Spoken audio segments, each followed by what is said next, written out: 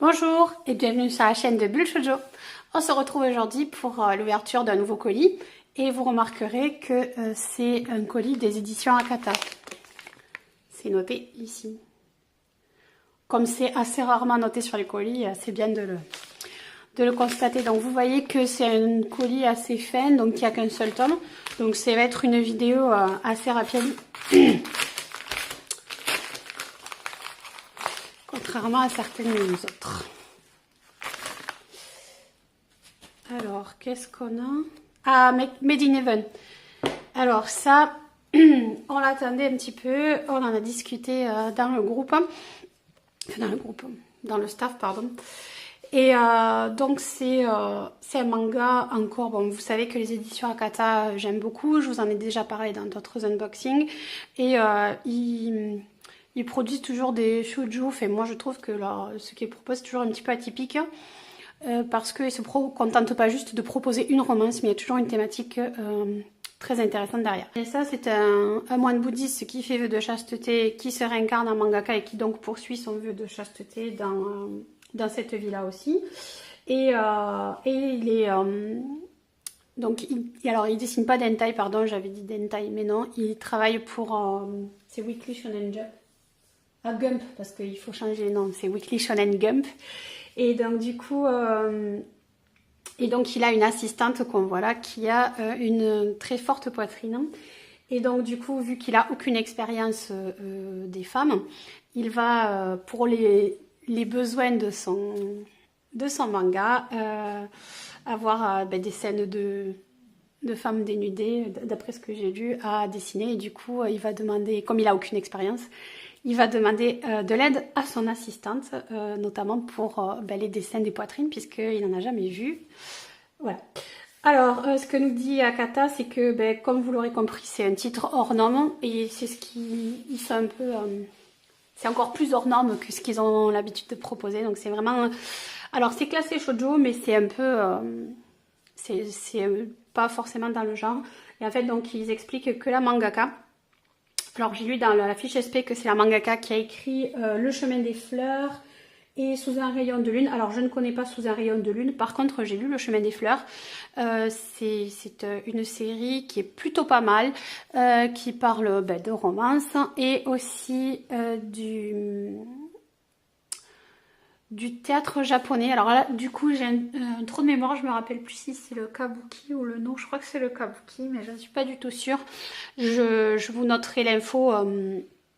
Je rajouterai une petite note voilà, sur la vidéo.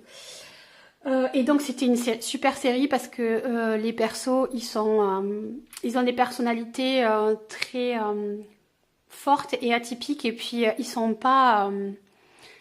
loin d'être tout lisses et parfaits.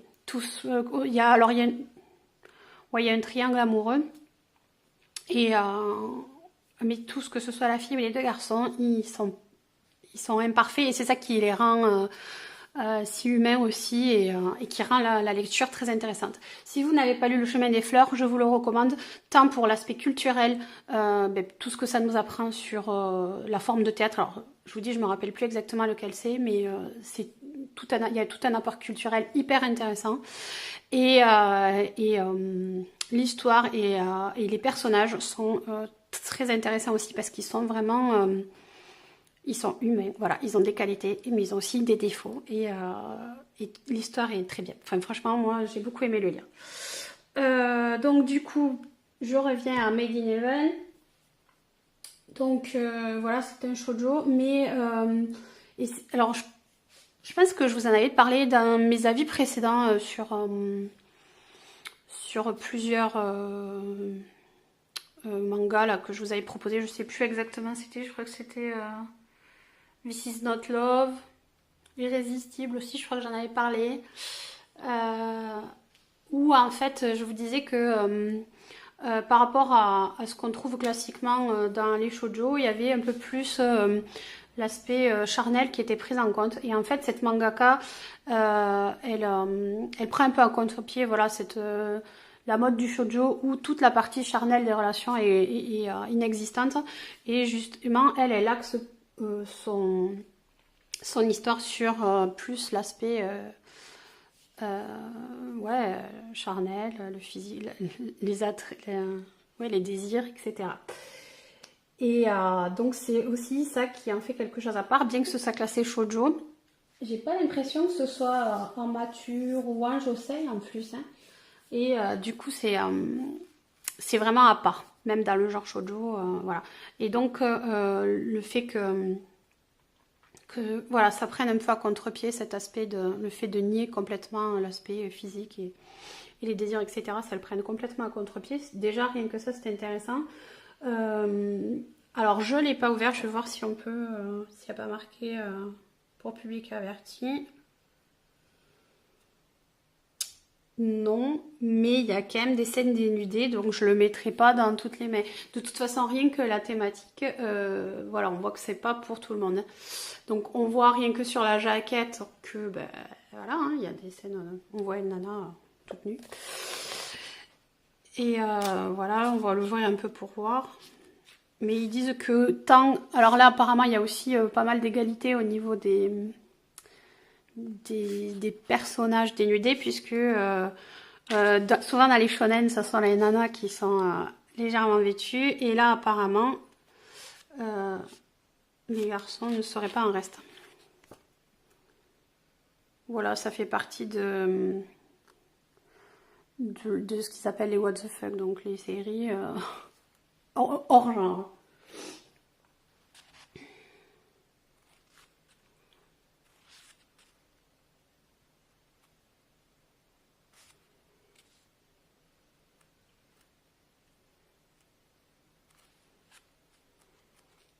On voit qu'il y a aussi des rappels de sa vie passée. Ah oui, non.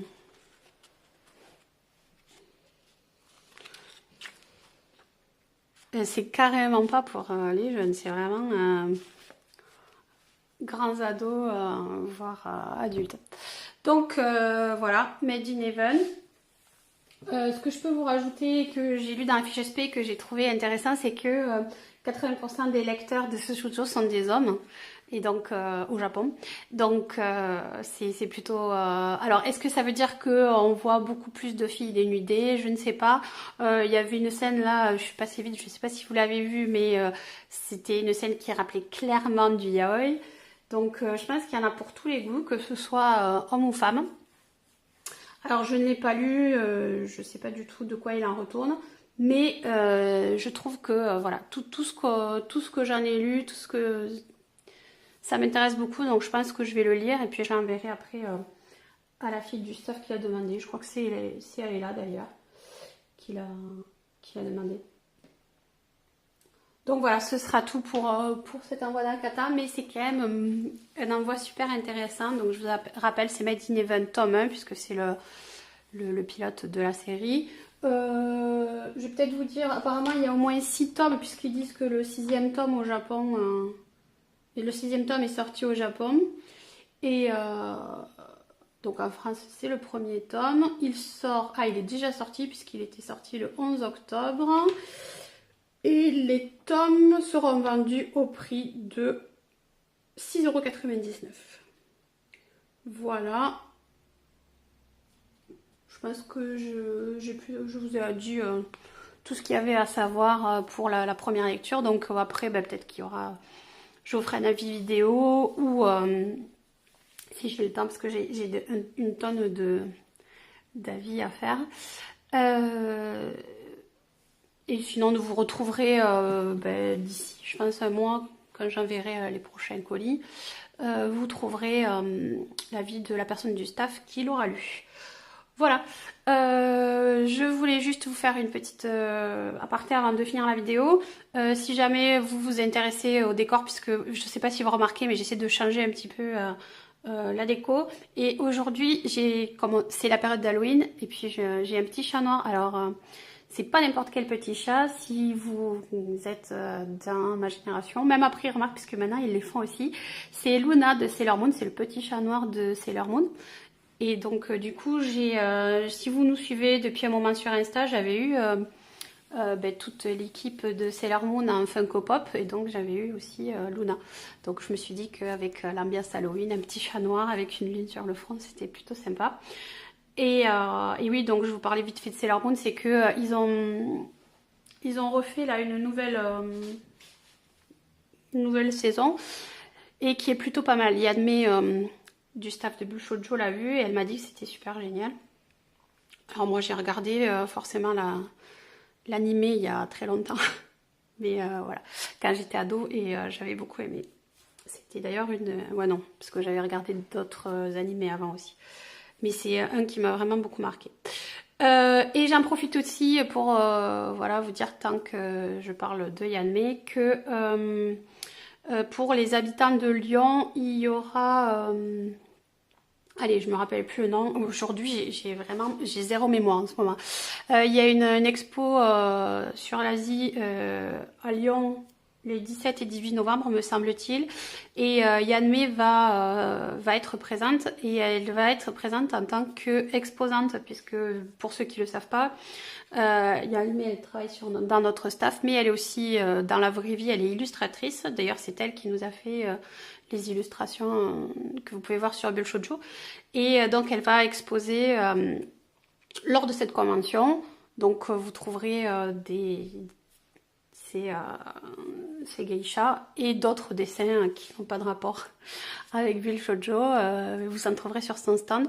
Donc j'en profite pour lui faire de la pub, déjà parce que moi j'aime son travail, qu'en plus c'est une de mes copines, puisqu'on travaille ensemble sur Bull Shoujo, et même avant qu'on travaille ensemble, on se connaissait, pas IRL, mais on se connaissait